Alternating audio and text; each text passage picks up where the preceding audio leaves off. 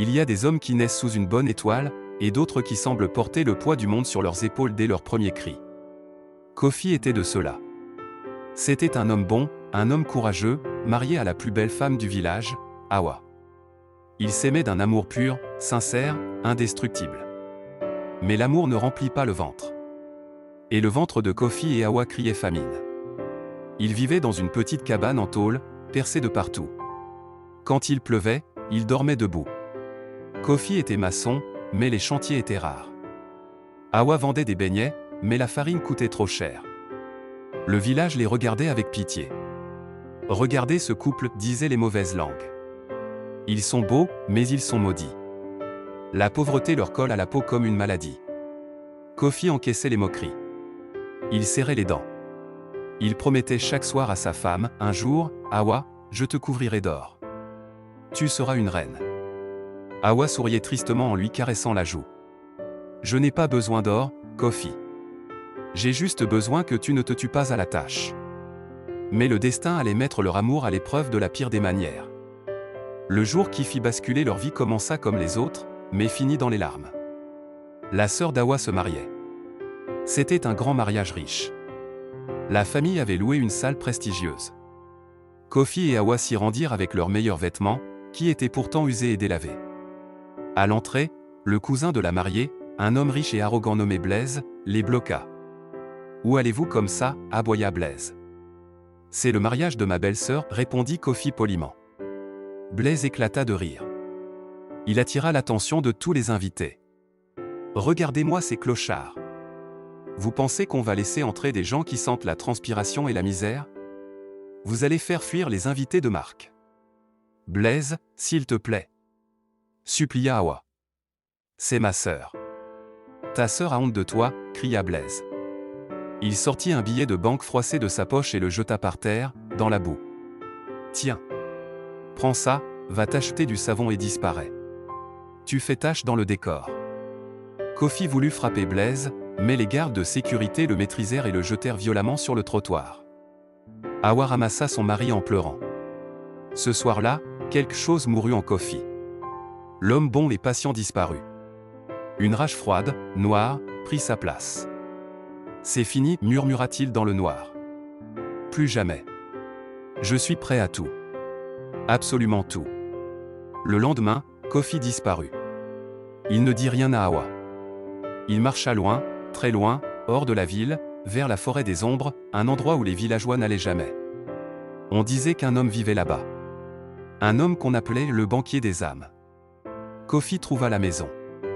Une immense bâtisse coloniale en ruine, envahie par les lianes. Il toqua. Un vieil homme ouvrit. Il était habillé d'un costume blanc impeccable, trop propre pour cet endroit sale. Ses yeux étaient jaunes comme ceux d'un serpent. « Je t'attendais, Kofi » dit le vieil homme avec une voix qui ressemblait à un sifflement. « Vous me connaissez ? Je connais tous ceux qui ont faim. Entre. » À l'intérieur, il n'y avait pas de meubles, juste des coffres remplis de billets, de bijoux, de montres en or. Une fortune colossale posée à même le sol. « Tu veux ça, n'est-ce pas » demanda le vieil homme. « Je veux que ma femme soit une reine. Je veux écraser ceux qui m'ont humilié. »« C'est possible, » dit le vieil homme en souriant. « Je peux te donner une richesse infinie. Ta carte bancaire ne sera jamais vide. Tes poches seront toujours pleines. » Kofi tremblait. « Quel est le prix ? Je n'ai pas d'argent à investir. Je ne veux pas d'argent. Je veux juste une règle. » Le vieil homme s'approcha, son visage à quelques centimètres de celui de Kofi. « Je te donnerai une boîte rouge. Tu la mettras dans une pièce de ta future maison. Et personne, je dis bien personne, ne devra jamais voir ce qu'il y a dedans. Surtout pas ta femme. Si elle voit, le pacte est rompu, et le prix sera terrible. »« C'est tout » demanda Kofi, surpris. « Juste une boîte à cacher ? C'est tout. Acceptes-tu » Kofi pensa à l'humiliation de la veille. Il pensa aux larmes d'Awa. « J'accepte. » Kofi rentra chez lui 3 jours plus tard. Awa, morte d'inquiétude, l'attendait devant la cabane. Mais ce n'était pas le même Kofi qui revenait. Il arriva au volant d'une voiture de sport noire, neuve, brillante. Il portait un costume sur mesure. Il sortit de la voiture, ouvrit le coffre. Il était rempli de sacs de luxe. « Kofi » balbutia Awa. « Qu'est-ce que tu as fait? Tu as volé une banque ?» Kofi sourit, mais son sourire n'atteignait pas ses yeux. Ses yeux étaient devenus froids. « J'ai fait des affaires, Awa. Des investissements crypto à haut risque qui ont payé. C'est fini la pauvreté. Fais tes valises. On ne dort plus ici. » Le soir même, ils déménagèrent dans une villa gigantesque dans le quartier le plus riche de la ville. Marbre au sol, piscine, domestique. Awa n'en revenait pas. Elle touchait les murs comme si c'était un rêve. « C'est à nous, Kofi? Vraiment? Tout est à toi, ma reine. » Tout allait bien. C'était le paradis. Jusqu'au moment où Kofi descendit au sous-sol. Il portait une petite boîte rouge sous le bras. Il s'arrêta devant une porte en fer au fond du couloir. Il ferma la porte à double tour, mit la clé dans sa poche, et se tourna vers Awa qui l'avait suivi. Son visage changea. Il devint terrifiant. « Awa, écoute-moi bien. Tu as accès à toute la maison. À mes comptes bancaires. À tout. Mais cette porte ne doit jamais être ouverte. Jamais. Tu m'entends? » Awa, effrayée par le ton de son mari, recula. « Oui, Kofi. Promis. » Elle ne savait pas encore que derrière cette porte se cachait le secret de leur perte. Les premiers mois furent une orgie de dépenses. Kofi et Awa achetaient tout ce qui leur plaisait. Ils changeaient de voiture comme de chemise. Mais Kofi avait une idée fixe en tête, la vengeance. Un matin, Blaise, le cousin arrogant qui les avait humiliés au mariage, se présenta au portail de la villa. Il avait entendu parler de la fortune soudaine de Kofi. Il venait, tête basse, pour demander un prêt car son entreprise avait fait faillite. Kofi le reçut dans son grand salon, assis sur un trône en velours, fumant un cigare coûteux. « Tiens, tiens. Blaise. L'homme qui jette de l'argent dans la boue. » Blaise transpirait. « Kofi, mon frère. C'était un malentendu. J'ai besoin d'aide. Juste 5 millions. » Kofi sourit. Il ouvrit une mallette remplie de billets. Les yeux de Blaise brillèrent. Kofi prit une liasse, se leva, et la jeta par terre, exactement comme Blaise l'avait fait. Puis il renversa son verre de vin dessus. « Tu veux de l'argent? Ramasse-le. À 4 pattes. Comme un chien. » Blaise hésita, puis s'agenouilla pour ramasser les billets mouillés. Kofi éclata de rire, mais Awa, qui observait la scène depuis l'étage, ne riait pas. Elle avait froid dans le dos. Son mari n'était plus le même homme. L'argent avait noirci son cœur. Plus la fortune grandissait, plus Kofi diminuait. Au bout de 6 mois, le changement physique devint effrayant. Kofi ne dormait plus. Il passait ses nuits aérées dans les couloirs immenses de la villa. Il avait perdu l'appétit. Sa peau, autrefois noire et brillante, était devenue terne, grise, presque cendreuse. Ses yeux étaient cernés de noir, injectés de sang. Awa essayait de lui parler. « Kofi, tu es malade. Allons voir un docteur. »« Je n'ai rien, hurlait-il. Laisse-moi tranquille. Profite de ton argent et tais-toi. » Il ne la touchait plus. Il faisait chambre à part. Awa pleurait seule dans ses draps de soie. Elle avait tout l'or du monde, mais elle avait perdu son mari. Ce qu'Awa ne savait pas, c'est que chaque nuit, à 3 heures du matin précise, Kofi descendait au sous-sol. Il s'asseyait devant la porte rouge verrouillée. Il parlait à la porte. Ou plutôt, il écoutait ce que la porte lui disait. Une nuit d'orage, Awa fut réveillée par un bruit étrange. Ce n'était pas le tonnerre. Cela venait d'en bas. C'était comme un chant. Un chant grave, guttural, dans une langue qu'elle ne connaissait pas. Poussée par la curiosité et la peur, elle sortit de sa chambre. Elle descendit l'escalier de marbre sur la pointe des pieds. Le bruit devenait plus fort. 100%. Or pour vie. Elle arriva près de la porte du sous-sol. Elle vit Kofi. Il était à genoux devant la porte rouge, le front collé contre le métal froid. Il se balançait d'avant en arrière, comme en transe. « Je te donnerai tout. Attends encore un peu. Ne prends pas ça. » murmura-t-il en pleurant. Awa fit un pas en arrière. Le plancher craqua. Kofi se retourna d'un bond. Son visage était celui d'un démon. Il fonça sur Awa, l'attrapa à la gorge et la plaqua contre le mur. « Tu m'espionnes? Tu veux nous tuer? » Kofi. « C'est moi. C'est Awa. Tu me fais mal. » La lueur de folie dans les yeux de Kofi disparut doucement. Il la lâcha, tremblant de tout son corps. Il s'effondra en larmes. « Pardon Awa. Pardon. Je suis fatigué. Ne descends plus jamais ici. C'est pour ton bien. » Le lendemain matin, un appel téléphonique fit sursauter Kofi. C'était un numéro masqué. Awa vit son mari devenir pâle comme un linge en décrochant. « Oui. Oui maître. J'arrive tout de suite. Je sais que c'est l'heure. » Il raccrocha, paniqué. Il courut dans sa chambre, fourra des vêtements dans un sac.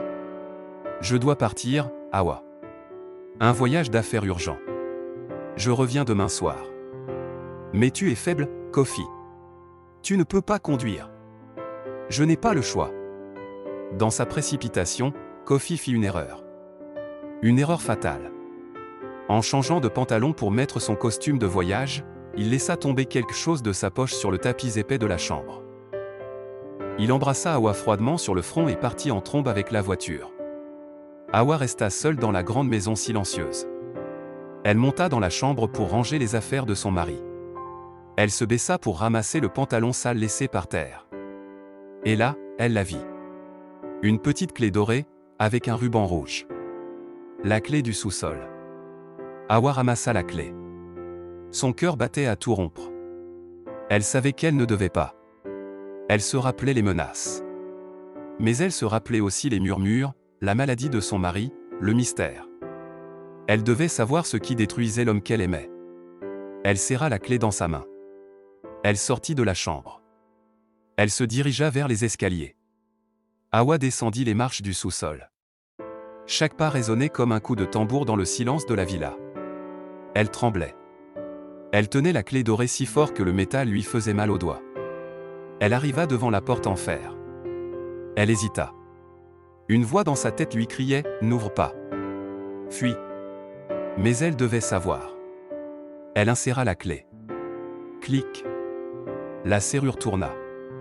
La lourde porte s'entr'ouvrit dans un grincement sinistre. Une odeur épouvantable la frappa au visage. Une odeur de soufre, de vieille terre et de sang séché. Awa poussa la porte et entra. La pièce n'était éclairée que par des bougies rouges posées partout au sol.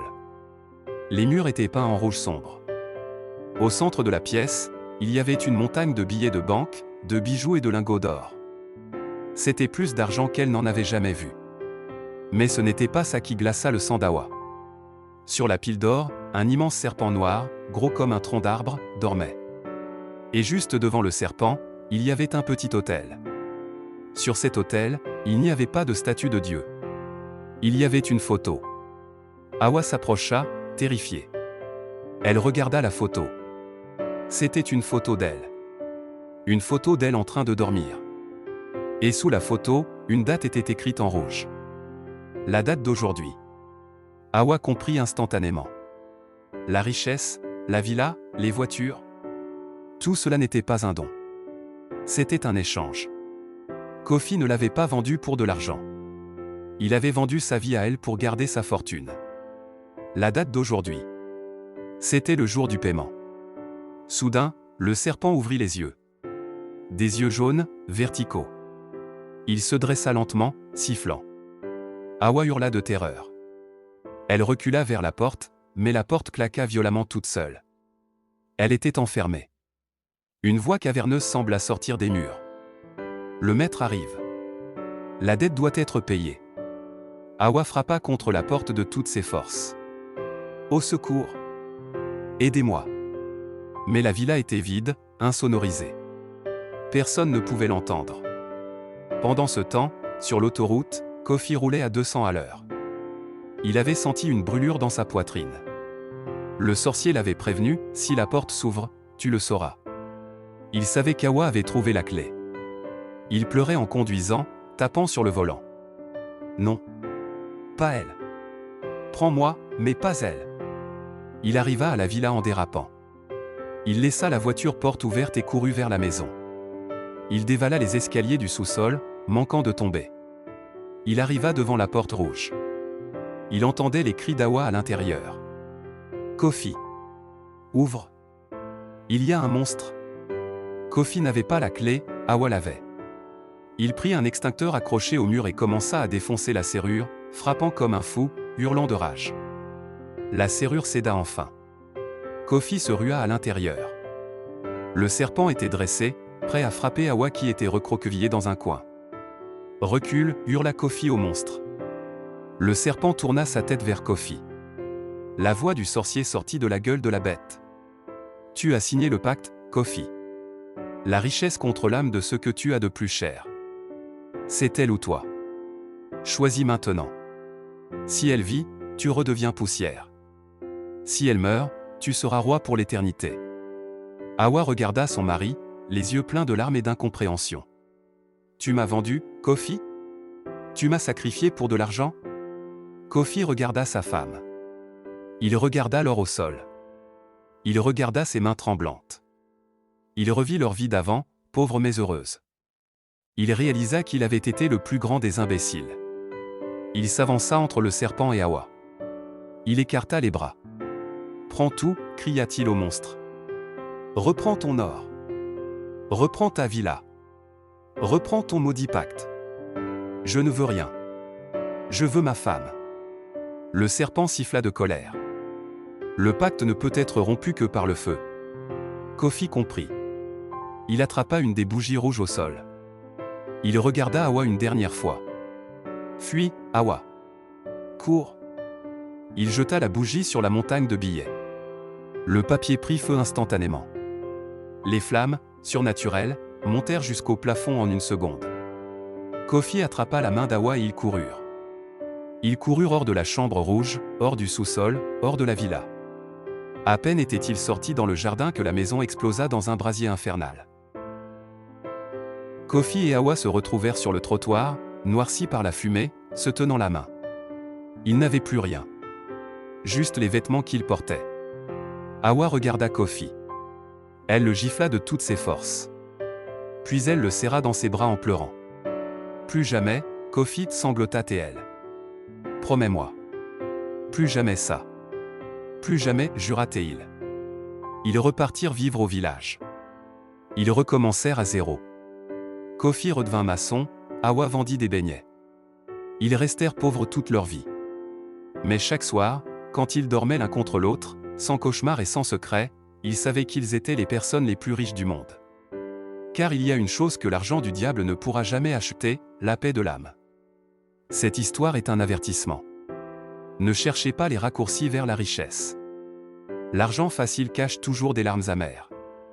Soyez content de ce que vous avez, car le prix de l'envie est parfois plus cher que la vie elle-même. Si cette histoire vous a plu, abonnez-vous, likez et partagez à un maximum de personnes et merci pour votre attention à tous et à très bientôt pour une nouvelle histoire plein d'émotions et de rebondissements.